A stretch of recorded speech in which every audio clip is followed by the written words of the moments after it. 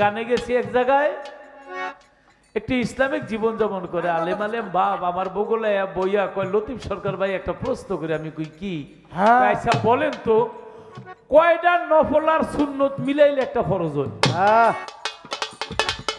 তা আমি আবার হেরে প্রশ্ন করছি, ভাই আপনি একটু জবাব দেন, কয়টা সুপারি গাছ মিলাইলে একটা নারকেল গাছ হয়? আরে বাহ সুন্দর উঠতে জায়গা। আমি কি ভাই জবাবটা দিয়া যান, কয় না বেশি সুবিধা করতে পারলাম না জায়গা। আমি কি কারণ কয় ভাই নারকেল সুপারি গাছ মিলাইলে কোনোদিন নারকেল হয়? এই দেহটা আছে 14 ভুবন, এই 14 ভুবনের মাঝে মুর্শিদ মাওলানা। তাই আমার 13টা দিয়া করছে, আমার বাজানে টাঙ্গাইল থেকে আইছে, আমি একটা বেশি না দিলে আর কম হয়ে যাব না? এই দেহের মধ্যে 14টা তো আছে, তার মধ্যে ওনার নাম শরীয়ত, এইটা দিয়েই শুরু করলাম। শরীয়ত লাস্টে কইেন আপনারা তো, তরিকত লাস্টে তো, হাকিকত লাস্টে তো, মারফত লাস্টে তো, ওহেদানিয়াত লাস্টে তো, মুবাশশিরাত লাস্টে তো। শিষ্য যেই সেই শিষ্য না, শিষ্য পাইক্যা তামারটা রয়ে আমার বাজানে জেলখানা থাকছিল পরে সবচেয়ে বড় যে কঠিন বক্তব্যটা আমি দিছিলাম, সবাই জানে। কারণ এমন একজন জ্ঞানিক শিল্পী এটা জেলখানায় থাকুক এটা আমরা চাই না। তাই 14 ভুবনের এই দেহঘরের মধ্যে 14টা ত কোন জায়গায় কিভাবে আছে এই জবাবটা তুমি বাউ করো, আমি গান গাইতে থাকি। আজকে অত্যন্ত সুন্দর পরিবেশে আপনারা গান শ্রবণ করছেন। পরিবেশটা দেখে মনে খুবই শান্তি লাগছে। আপনাদের এত সুন্দরে যে সুদৃষ্টি অর্পণ করবেন আমাদের উভয়ের জন্য, আমরা চেষ্টা করব সামনের দিকে এগিয়ে যাওয়ার জন্য। একটি কথা আমার বাবাজি, যিনি আমার গুরু তিনি গুরুরও গুরু, তাই তাই বাহ বাহ। যিনি গুরুরও গুরু তিনি মহাগুরু। আমি একটি কথা বলি, এই কথাটা সদা সবসময় আমার মনে, এই কথাটা ভাবি এবং জানি। তা হলো আমাদের যারা কাদরিয়া তরিকার আওতাধীন, এই কাদরিয়া তরিকার কান্ডারি হলো পিরানে পীর দাস্তাগীর মাহবুব সুবহানী গাউসে সামদানি শেখ মহিউদ্দিন আব্দুল কাদের জিলানী রহমাতুল্লাহ। বলে হারি বলে হারি। তিনি হলো কাদরিয়া তরিকার কান্ডারি।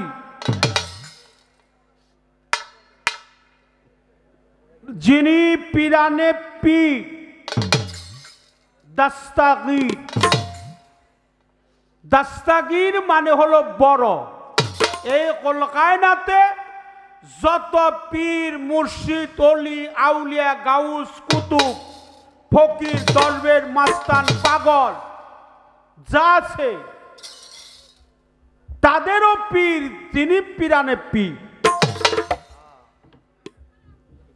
দাস্তাগীর মাহবুব সুবহানী আমাদের বড় পীর আব্দুল কাদের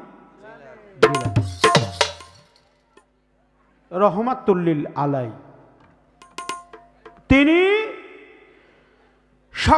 সর্বাগ্যে এই পৃথিবীর প্রান্তরে সকলের প্রিয়, সকলেরই বড়। আমি তাকে শ্রদ্ধার সহিত জানাই, তার চরণে ভক্তি জানাই। তিনি আমাদের পিরানে পীর অলিকুলের শিরোমণি আব্দুল কাদের জিলানী রহমাতুল্লিল আলাই। তিনি থাকতে পারে বড়, অবশ্যই তাকে জানি বড়, তিনি বড় পীর, কিন্তু আমি বলতে চাই আমার পীরের চাইতে তিনি বড় হইতে পারেন। আমার কাছে আমার পীরের চাইতে বড় হইতে পারে না। আমার পীর আমার কাছে অনেক বড়। কেমন যে বড়, আমার পীরের সাথে কারো তুলনাও নাই।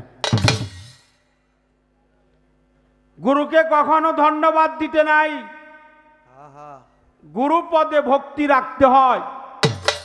ধন্যবাদ তারই দিতে হয়, তাকেই দেওয়া যায় যিনি আমার স্নেহভাজন ছোট। এই জন্য গুরু পদে সবসময় সদা ভক্তি রাখতে হয়। স্তুতিমধুর কথা বলছে, অত্যন্ত সাবলীল ভাষা দিয়ে আমার কথাগুলোর মীমাংসা করেছেন। জবাবের কোনো অভাব তার মধ্যে নেই। যেহেতু আজকের পরিবেশটা অনেক ভালো, যেখানে ভালো পরিবেশ হয় সেখানে দুই চার কথা আল্লাহর রহমতে আপনি আপনিই বের হয়ে যান। আমাদের সৈয়দ কালু শাহ ফকির মানিকগঞ্জে সাটুরিয়ার মাটিতে যিনি সদা জাগ্রত আছেন, তিনি একটি গানে বলেছে, প্রেমের গাছে রসের ভর, রসে করে টলমল, সে ফল গুরু খেয়ে ভক্তকে দিলে অমর হয় সে সংসার। আমার প্রশ্ন, ফলটা কি, গাছটা কি, এগুলা কিন্তু আমার প্রশ্ন না। আমার প্রশ্ন থাকবে, যেহেতু গুরু খেয়ে ভক্তকে দিলে অমর হয় সে সংসার, তাহলে আগে গুরু খাবে তারপরে ভক্তকে দিবে। এটাই হলো আমাদের নিয়ম, এটাই আমাদের আদব কায়দার সহিত। আগে আমরা বিধানে যা পেয়েছি আমার গুরুর চরণে অর্পণ করব। গুরু আগে খাবে, তারপরে গুরু খেয়ে এটু করে জুটা করে অস্পৃষ্ট করে যা দেবে তাহাই আমার মুখ করতে হবে, তাহাই আমার নিতে হবে। আগে গুরু খাবে, পরে ভক্তকে দেবে, শিষ্যকে দিবে, সেবককে দিবে, দাসকে দিবে, গোলামকে দিবে, আর্থকে দিবে, আর্থাদিককে দিবে, জিজ্ঞাসককে দিবে, ভক্তকে দিবে। অর্থাৎ গুরু খাবে তো ভক্ত খাবে, গুরু খাবে না ভক্ত খাইতে পারে না।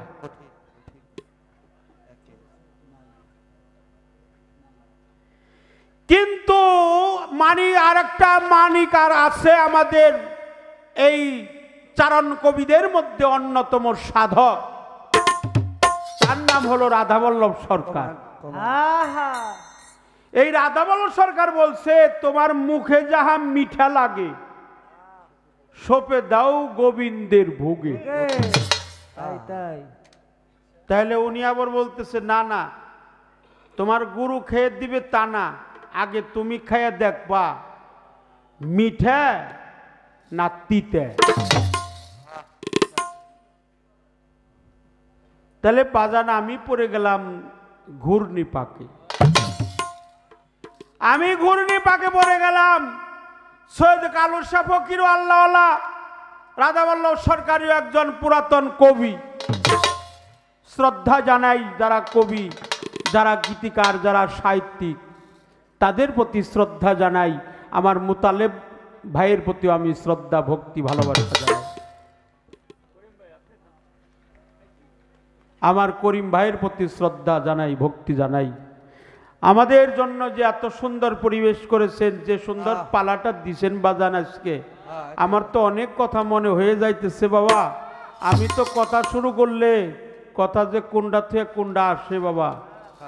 আমার ভাবের মহাজন যেহেতু পেয়েছি, ভাবের দুই চারটা কথা আমার একান্তই রাখার দরকার। যেহেতু আমরা গুরু ধরার লোক, আমরা মাটির মতো নরম, আমরা যেন থাকতে পারি, মরার আগে যেন মরতে পারি। মরার আগে মরে যারা তাদের বলে জিন্দা। তাহলে মুখে যাহা মিঠা লাগে তাই দিও গোবিন্দের ভুগে, এই প্রাণ কান্দে যাহার লেগে তার জন্য মন থাকো ডুবে। জানো না রে অভ্রান্ত মন, কিসে গুরু ভজন হয়। মাইকের সাউন্ড। এই সাউন্ডটা দেন না। হ্যাঁ একটু কমান, বেশি হয়ে গেছে। হ্যালো। কিন্তু আমি যার কাছে এই গানের জগতে, যার হাতে খড়ি, যিনি আমার গানের গুরু, যিনি আমার জ্ঞানের দাতা, যিনি আমার গানের স্রষ্টা, যিনি আমার জ্ঞানওয়ালা, যিনি আমার জ্ঞান দানকারী, যার কাছ থেকে, যার চরণের অমৃত না পেলে আমি আপনাদের মতো সাধারণ বা অসাধারণ জ্ঞানী গুণী মানুষের সম্মুখে দাঁড়াতে পারতাম না। তিনি একটা গানে বলছে, থাকতে মুর্শিদ ভক্তের বাড়ি, মিলন হইলে স্বামী স্ত্রী।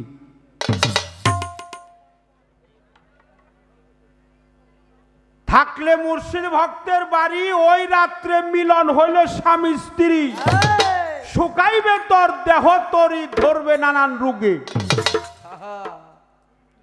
কেউ কখনো ঘুমায়ও না তোর পীর যদি রয় জেগে।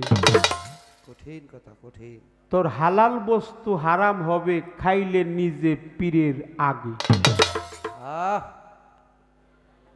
তাহলে উনি বলতেছে তোমার খাওয়া যাবে না, তোমার খাওয়া যাবে না। কালু শাহ ফকিরও যাই বলল, বাউল কবি সাধক সুশীল সরকারও তাই বলল। কিন্তু রাধাবল্লভ সরকার বলল যে মুখে যাহা মিঠা লাগে সপে দাও গোবিন্দের ভোগে। রাধাবল্লভ বলে এক কথা, সাধক সুশীল সরকার বলে এক কথা, সৈয়দ কালু শাহ ফকির বলে এক কথা। এই তিনজনের তিন কথা আমার গুরুর কাছে হলো এক কথা।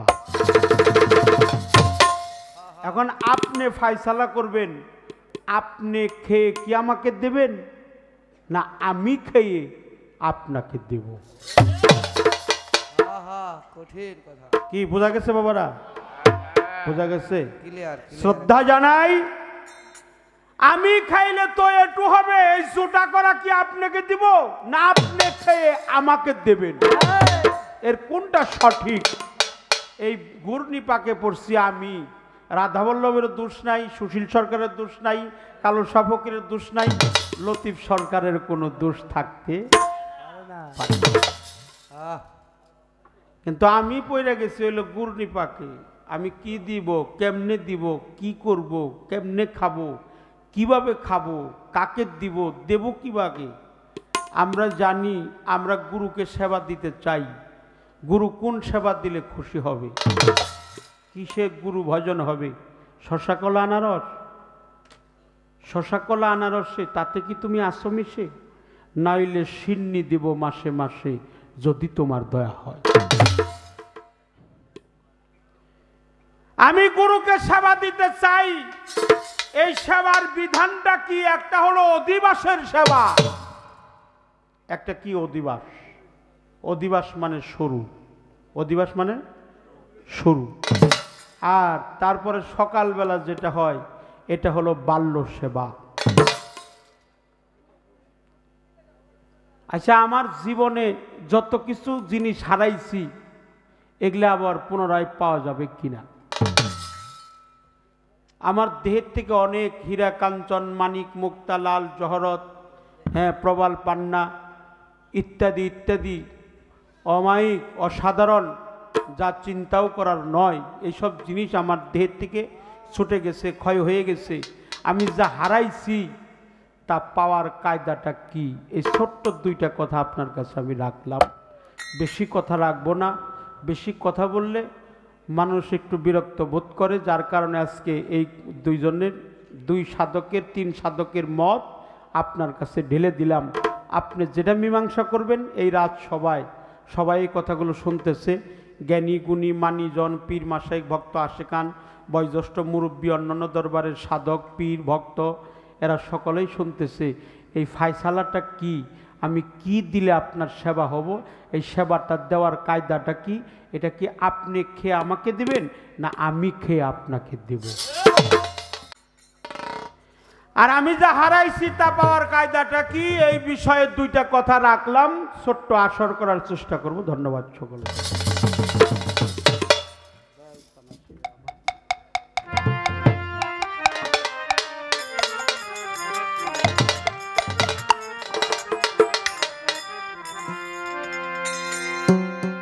দয়াল শিয়াই আমায় দয়াল চানা শিয়াই আমায় পার করে নিবে এমন সৌভাগ্য আমার কবে হবে গো এমন সৌভাগ্য আমার কবে হবে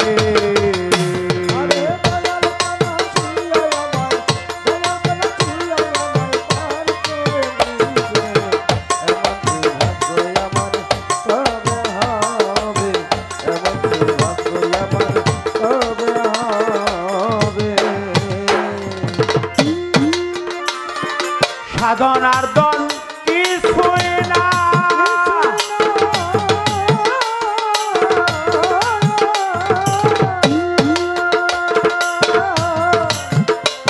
আমি কেমন সেই পা যে যাই সাধনার দন কিছুই না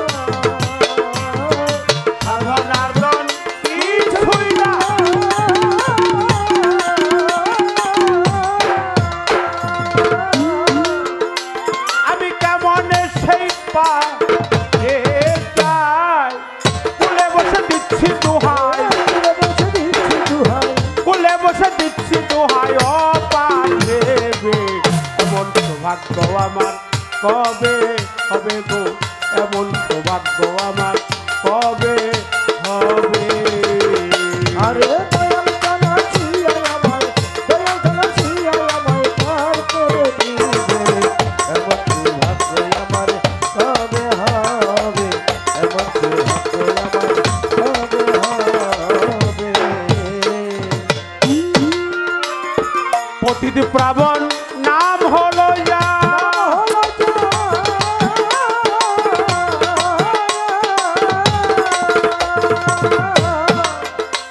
আরে তাই শুনে বল হয় গো আমার পতিত প্রাবণ নাম হলো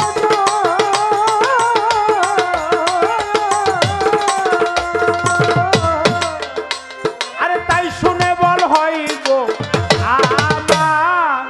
আবার ভাবি এই পাপির বার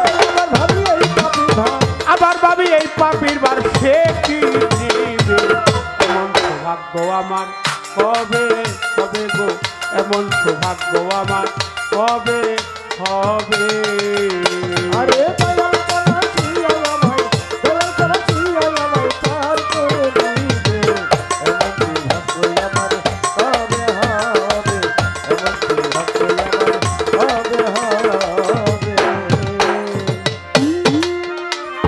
গুরু পদে ভক্তি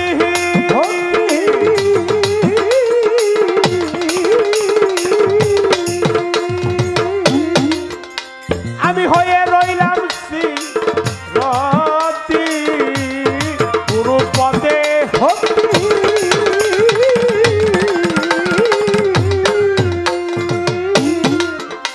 আমি হয়ে রইলাম রতি লালন পাইতি করিতে লালন পাইতি করিতে এলাম ভবে এমন সৌভাগ্য আমার কবে হবে গো এমন সৌভাগ্য আমার কবে হবে আরে দয়াল জানা শিয়াই আমায় দয়াল জানা শিয়াই আমায় পার করে দিবে এমন সৌভাগ্য আমার কবে হবে এমন সৌভাগ্য আমার কবে হবে এখানে দরবেশ লালন শাহ ফকির তার পবিত্র বাণী দয়াল চানা শিয়াই আমায় পার করে নিবে এমন সৌভাগ্য আমার আর কবে বা হবে এই দেহের মধ্যে 14টা ত আছে একটা শরীয়ত একটা হাকিকত একটা মারেফত একটা ওয়াহেদানিয়াত একটা মুবাশশিরাত একটা উলুহিয়াত একটা খেলাফত একটা মাউলিয়াত একটা রিসালাত একটা মালামাত একটা রিয়াজাত একটা বাসারাত, আর একটা হলো এই 12টা হয়ে গেছে কিন্তু। আর মালামাত রিয়াজাত বাসারাত উলুহিয়াত আর একটা রবুবিয়াত, এই 14টাতে আমার দেহের মধ্যে আছে। তার মধ্যে একটা আছে লাহুত, নাসুত, মালকুত, জবরুত। এখানে আছে 4টা, অর্থাৎ লাহুত, নাসুত, মালকুত, জবরুত। এই 4 মুকামে আছে 4, আর 5টা আছে কর্ম ইন্দ্রিয়, 5টা আছে জ্ঞান ইন্দ্রিয়, 5 আর 5 10। এই ইন্দ্রিয় শক্তির মধ্যে আছে 10, 10 আর 4 14টা। এই 14টাতের খবর যদি কেউ জানে, সে আর মানুষ থাকে না, মহামানবের মধ্যে পরিণত হয়ে যায়। সে আর শিষ্য থাকে না, ভক্তের দরজায় পরিণত হয়ে যায়।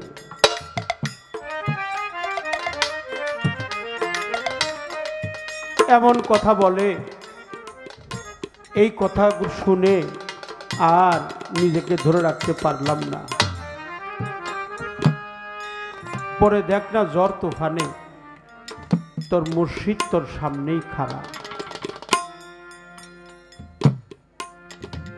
মুর্শিদ নাম যার হৃদয়ে ভরা, তার ভরা কি যাইরে মালা। অতই পরে দেখ না, ঝড় তুফানে আমার মাকসুদ চান আমার সামনেই খাড়া, আমার চুরিওয়ালা বাবা আমার সামনেই খাড়া। আমিও তো তাই চাই দয়াল। আমি যেখানে যে অবস্থায় থাকি, আমি যেন আমার মুর্শিদের বর্জকটা সামনে দেখি, আমার দয়ালের বর্জকটা যেন আমি সামনে নিয়ে যাইতে পারি। যেদিন আমার দেহের প্রাণ পাখি বিদায় হয়ে যাবে, সেদিনও জানি আমি ওই রূপ দেখতে দেখতেই চলে যেতে পারি। তাহলে আমার এই দুর্লভ জনম, আমার এই শিষ্যের জনম, আমার ভক্তকুলে যারা আছে, যারা ভক্ত পরিসরে থাকে, যারা ভক্ত পরিবেশে আছে, তাদের জন্য সার্থক জীবন।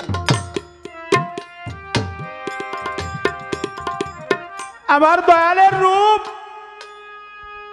আমি যেন কোনো সময় না হারাই। দেহের প্রাণ পাখি যাইবার কালে আমি যেন আমার দীনবন্ধুর ওই মধুমাখা নুরানি রূপটা যেন দেখতে দেখতেই যাইতে পারি। তাহলে আমার এই দুর্লভ জনম ধন্য হয়ে যাবে। আমার মাকসুদ বাবা, আমার চুরিওয়ালা, আমার গাউসুল আজম মাঝ ভান্ডার শরীফ, আল্লাহর অলিগণ, যেদিন আমার সময় ঘনিয়ে আসবে, আবার যেতেই তো হবে, এই পৃথিবী ছেড়ে সবারই যেতে হবে। চলেই যখন যাব পাগল, তোমার ওই রূপ দেখতে দেখতে যেন আমি বিদায় হয়ে যেতে পারি মাতাল রাজ্জাক। তোমার ওই রূপ দেখতে দেখতেই যেন বিদায় হয়ে যেতে পারি। তুমি তো বাবা পারের কান্ডারি, তুমি তো নিধান কালের বন্ধু, তুমি ছাড়া আর বন্ধু নাই। তুমি ছাড়া আমার কেউ নাই মাকসুদ বাবা। মাকসুদ চান তোমার দরবারে করজোড়ে নিবেদন করি, তুমি তো নিদানের দরদি। দীনবন্ধু বাবা পারের কান্ডারি, তুমি ছাড়া যে আমার আর কেউ নাই।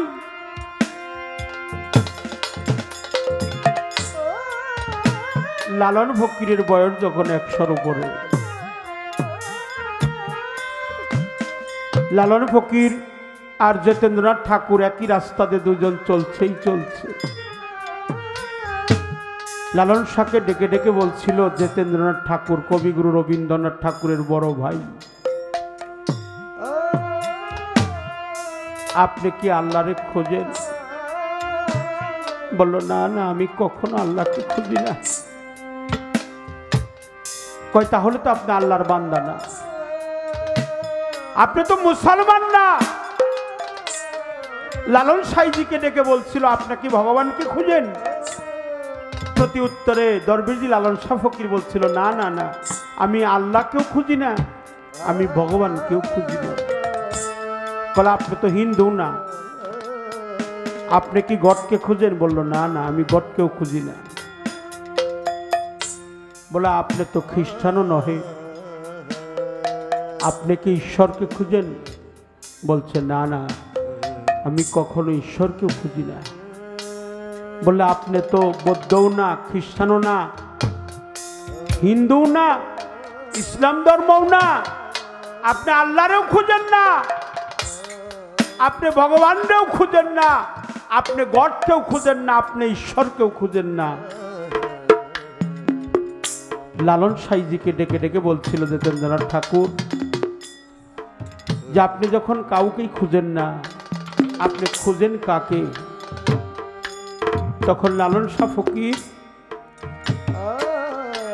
দুই চোখের জল ছেড়ে দিয়ে বলেছিল, জিতেন্দ্রনাথ ঠাকুর, আমি আল্লাহকেও খুঁজি না, ভগবানকেও খুঁজি না, গডকেও খুঁজি না, ঈশ্বরকেও খুঁজি না, খুঁজি কাকে জানেন? আমার মনের মানুষ ছেড়ে আমি খুঁজে বেড়াই তারে। আমার মনের মানুষ হলো আমার সিরাজ শাহ,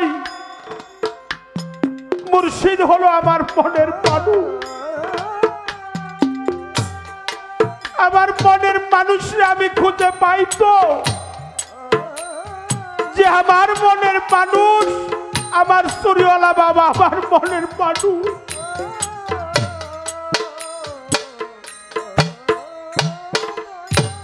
আমার মনের মানুষ জেনে আমি খুঁজে বেড়াই তারে। দেশ দেশান্তরে ঘুরে বেড়াই আমার মনের মানুষকে খুঁজে পাওয়ার জন্য, যার কাছে সমস্ত কথাগুলো ব্যক্ত করা যায়, যিনি সমস্ত কিছু জানে, যে কথা মায়ের কাছেও বলা যায় না, বাবার কাছেও বলা যায় না, স্ত্রীর কাছেও বলা যায় না। কিন্তু এমন কোনো কথা নাই যে কথা গুরুর কাছে বলা না যায়, যে কথা, সব কথা গুরুর কাছে বলা যায়, আমার মাকসুদ বাবার কাছে। তুমি বিনে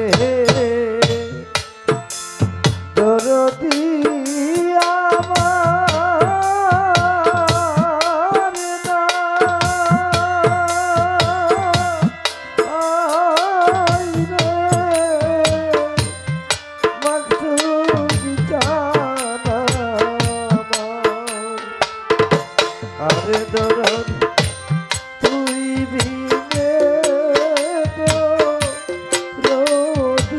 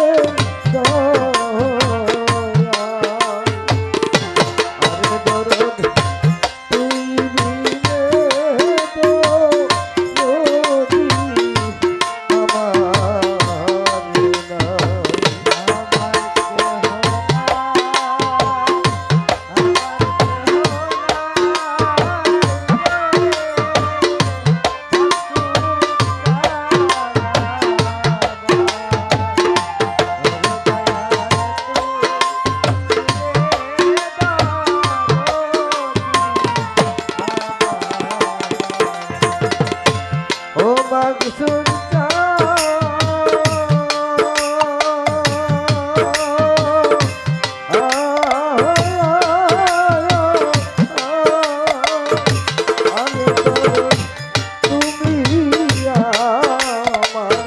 আরে আমি তোমার দয়াল এই তো ও সুরিওয়ালা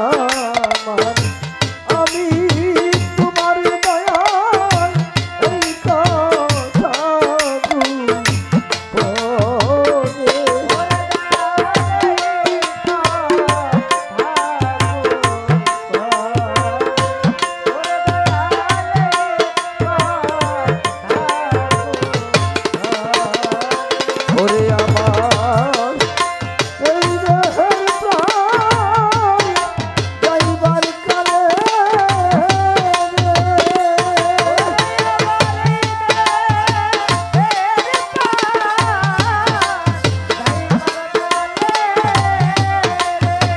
ওরে আমার এই দেহের প্রাণ যাইবার কালে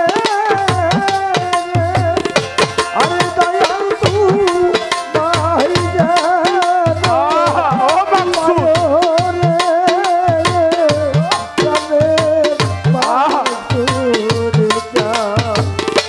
আরে দরদ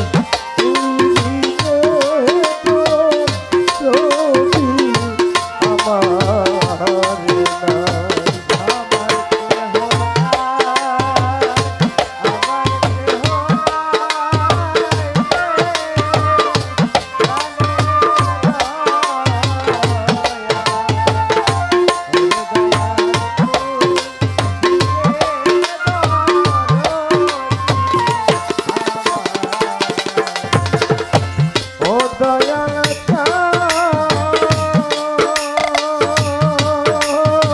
আরে ও সুরিওয়ালা আরে সাদ চালু সাপ ফিরে বলে নিচে সাবে ঘরবাড়ি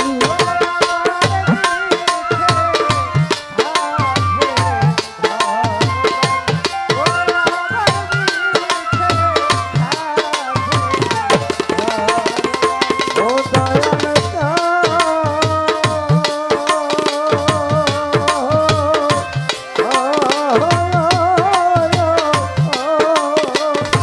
আরে সাদ চালু সাপ ফিরে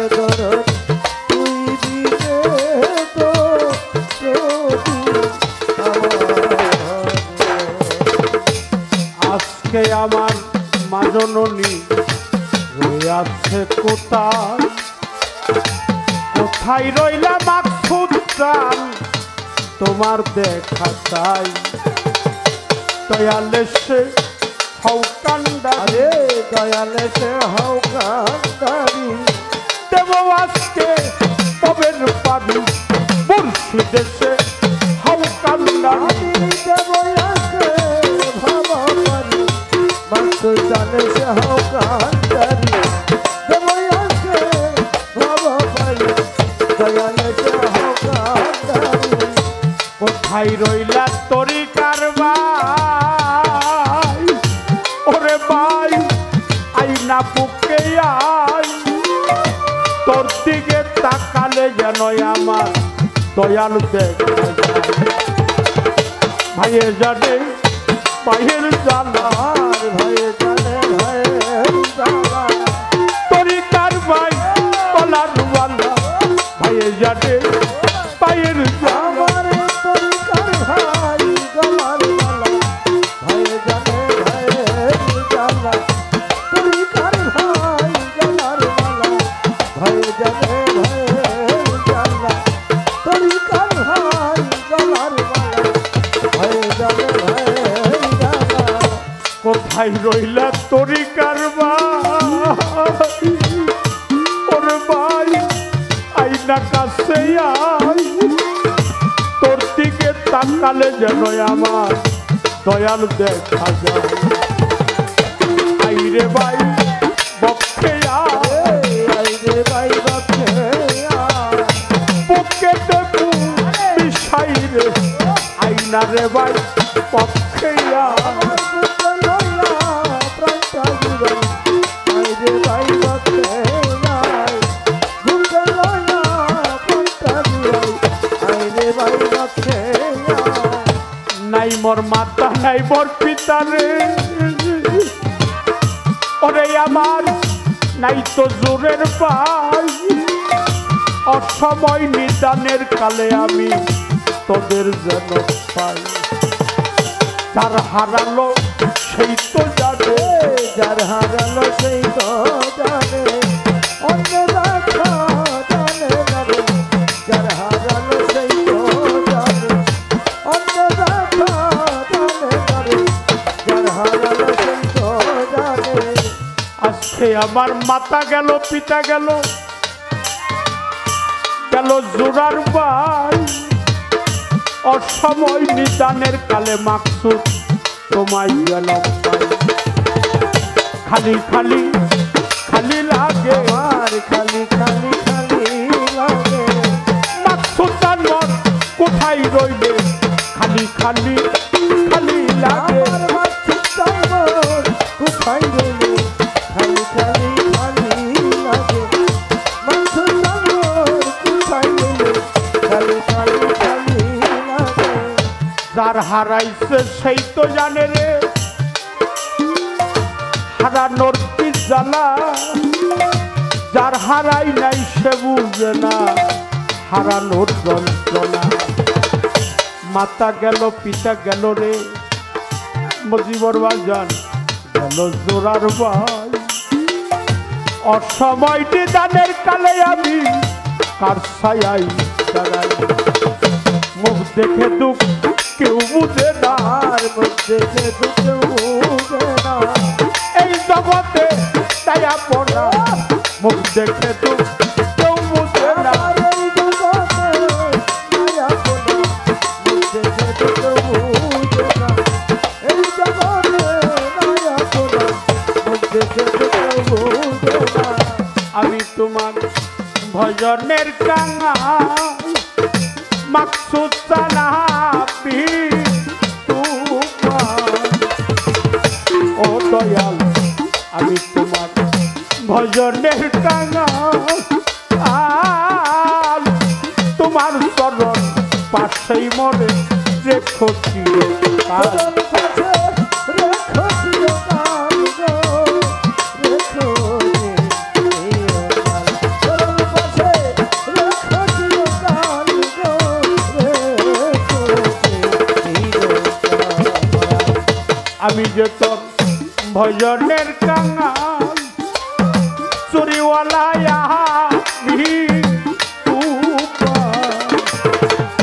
বৈরা বড়ি মাঝ ভান্ডারি ভজনের কাঙাল আর তোমার চরণ পাশেই মরে রেখো চরণ পাশে রেখো চিরকাল গো, রেখো চিরকাল। চরণ পাশে রেখো চিরকাল গো, রেখো চিরকাল। দয়াল এই মিনতি করি আমি, এই মিনতি করি আমি, একবার দেখা দাও মরে করে বাজান পীড়িতের কারাগারে তুমি আমারে রাখবে গো চুরিওয়ালা পীড়িতের কারাগারে। শত দুঃখে দুঃখী আমি, শত দুঃখে দুঃখী আমি, সুখ চাই না তোর দরবারে। মাত্র শান্ত পীড়িতের কারাগারে দয়াল আমারে নিরাগবে গো, মাত্র শান্ত পীড়িতের কারাগারে। আমি তোমার পীড়িতের পুরা চুরিওয়ালা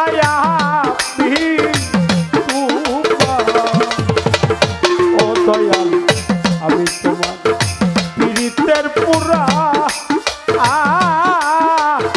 জীবন যৌবন বিনামূল্যে সব বিক্রি করা। বিনামূল্যে সব বিক্রি করা গো, সব বিক্রি করা। জীবন জৈবন সব বিক্রি করা গো, সব বিক্রি করা। আমার প্রাণ বাঁচে না মাকসুদ ছাড়া, আর প্রাণ বাঁচে না মাকসুদ ছাড়া, প্রাণ বাঁচে না মাকসুদ ছাড়া, সদাই তুই আখি জনে ওরে বাজান পীড়িতের কারাগারে তুমি আমারে রাখবে গো মাকসুদ বাবা পীড়িতের কারাগারে। শত দুঃখে দুঃখী আমি, শত দুঃখে দুঃখী আমি, সুখ চাই না তোর দরবারে।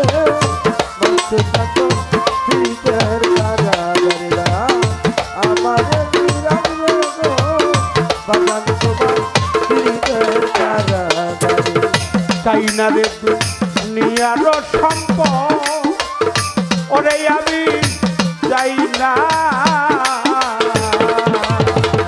ওরে দয়াল চাই না রে দুনিয়ার সম্পদ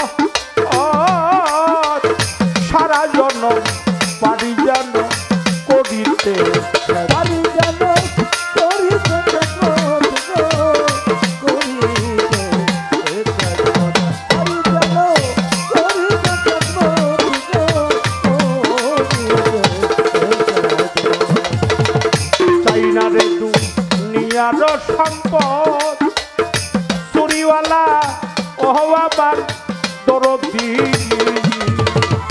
আরে দয়াল চাই না রে দুনিয়ার সম্পদ সারা জনম পারি যেন করিতে পারি যেন করিতে খেদমত গো, করিতে খেদমত। পারি যেন করিতে খেদমত গো, করিতে খেদমত। সাধক সুশীলে নাই আর কোনো সুশীলে নাই আর কোনো পথ শুধু গোলাপি ছেড়ে ওরে বাজান পীড়িতের কারাগারে তুমি আমারে রাখবে গো মাকসুদ বাবা পীড়িতের কারাগারে। আমারে নিরাগবে গো, ভজ শান্তর পীড়িতের কারাগারে। আমারে নিরাগবে গো, মাত্র শান্তর পীড়িতের কারাগারে। শত দুঃখের দুঃখীরে আমি শত দুঃখের দুঃখী আমি, শত দুঃখের দুঃখীরে আমি সুখ চাই না তোর দরবারে।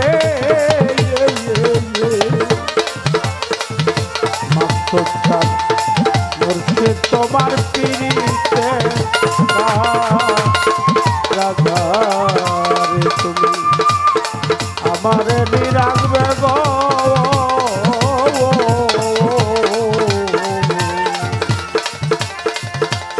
ভান্ডারি তোর পিড়িতে রাধা